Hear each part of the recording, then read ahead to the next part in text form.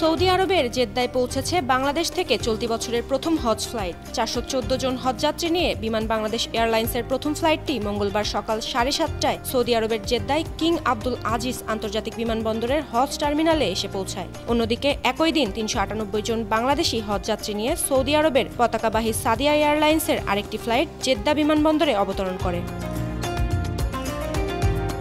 Saudi আরবে নিযুক্ত বাংলাদেশের রাষ্ট্রদূত মোহাম্মদ দেলোয়ার হোসেন বিমানবন্দরে বাংলাদেশি হজযাত্রীদের স্বাগত জানান। এ সময় জেদ্দাস্থ বাংলাদেশ কনসুলেটরের কনসাল জেনারেল মিয়া মোহাম্মদ মাইনুল কবির ও বাংলাদেশ হজ মিশনের কাউন্সিলর মোহাম্মদ জাহিরুল ইসলাম সহ অন্যান্য কর্মকর্তারা উপস্থিত ছিলেন।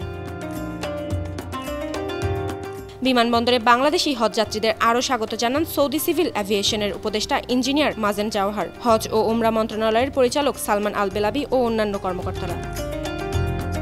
বাংলাদেশের রাষ্ট্রদূত আগত হজযাত্রীদের শুভকামনা জানান ও যে কোনো প্রয়োজনে বাংলাদেশ দূতাবাস, কনসুলেট ও বাংলাদেশ হজ মিশন সবসময় হজযাত্রীদের পাশে রয়েছে বলে আশ্বাস প্রদান করেন।